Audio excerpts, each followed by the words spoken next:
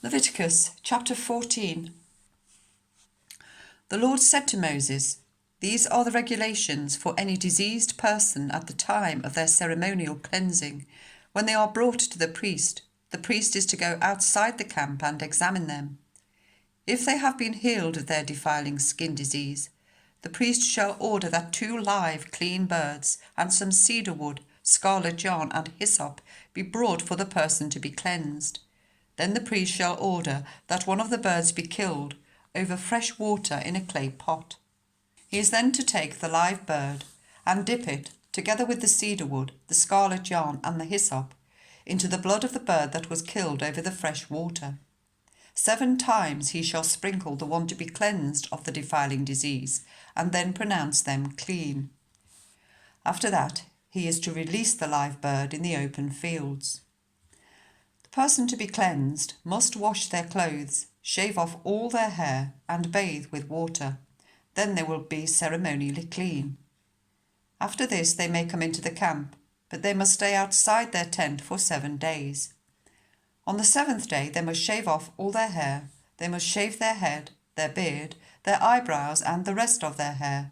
They must wash their clothes and bathe themselves with water, and they will be clean.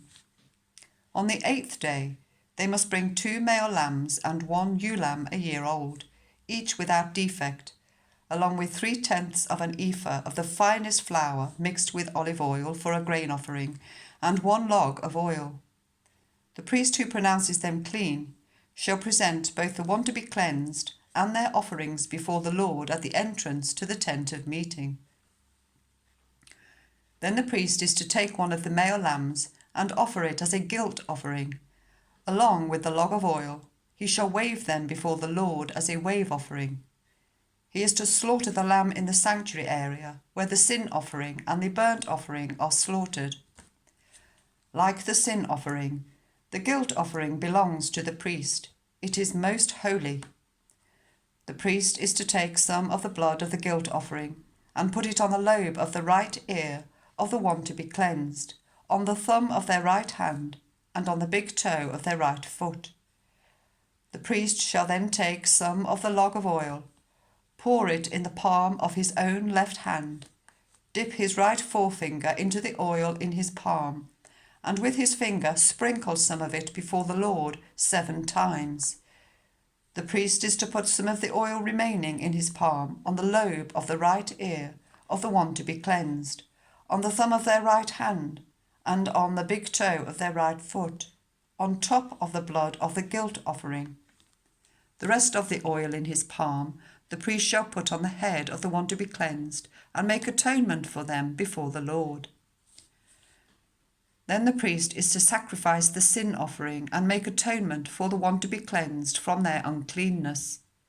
After that, the priest shall slaughter the burnt offering and offer it on the altar, together with the grain offering, and make atonement for them, and they will be clean.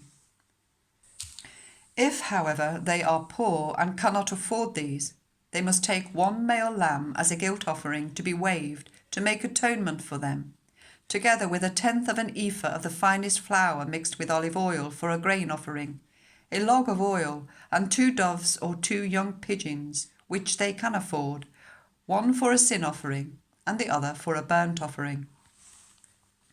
On the 8th day, they must bring them for their cleansing to the priest at the entrance to the tent of meeting, before the Lord.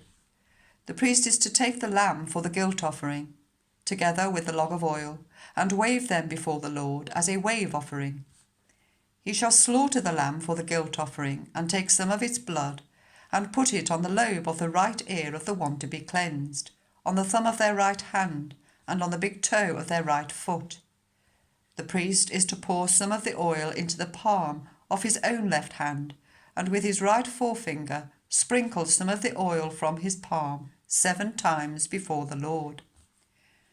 Some of the oil in his palm he is to put on the same places he put the blood of the guilt offering, on the lobe of the right ear of the one to be cleansed, on the thumb of their right hand, and on the big toe of their right foot. The rest of the oil in his palm the priest shall put on the head of the one to be cleansed, to make atonement for them before the Lord. Then he shall sacrifice the doves or the young pigeons, such as the person can afford, one as a sin offering and the other as a burnt offering, together with a grain offering. In this way, the priest will make atonement before the Lord on behalf of the one to be cleansed.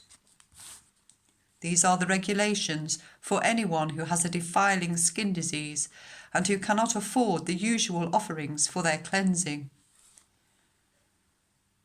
The Lord said to Moses and Aaron, "When you enter the land of Canaan, which I am giving you as your possession, and I put a spreading mould in a house in that land, the owner of the house must go and tell the priest, 'I have seen something that looks like a defiling mould in my house.' The priest is to order the house to be emptied before he goes in to examine the mould, so that nothing in the house will be pronounced unclean. After this, the priest is to go in and inspect the house.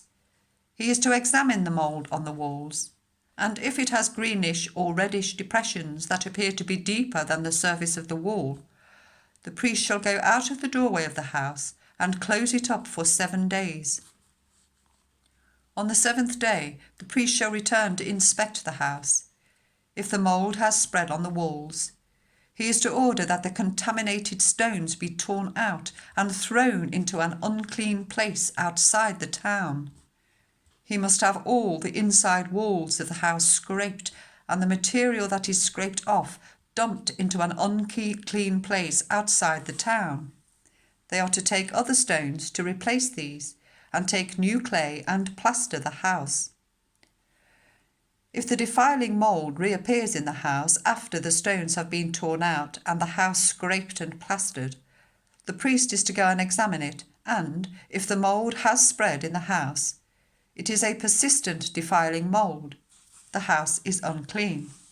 It must be torn down, its stones, timbers, and all the plaster, and taken out of the town to an unclean place. Anyone who goes into the house whilst it is closed up will be unclean till evening. Anyone who sleeps or eats in the house must wash their clothes.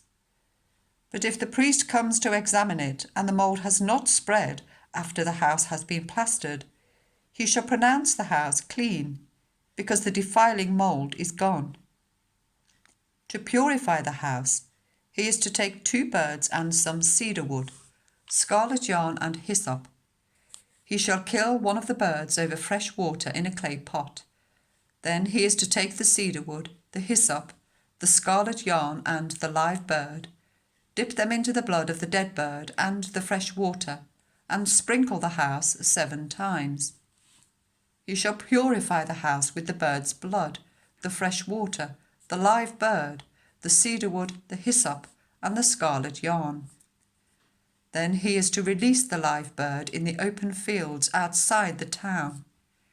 In this way he will make atonement for the house, and it will be clean. These are the regulations for any defiling skin disease, for a sore, for defiling moulds in fabric or in a house, and for a swelling, a rash, or a shiny spot, to determine when something is clean or unclean. These are the regulations for defiling skin diseases and defiling moulds.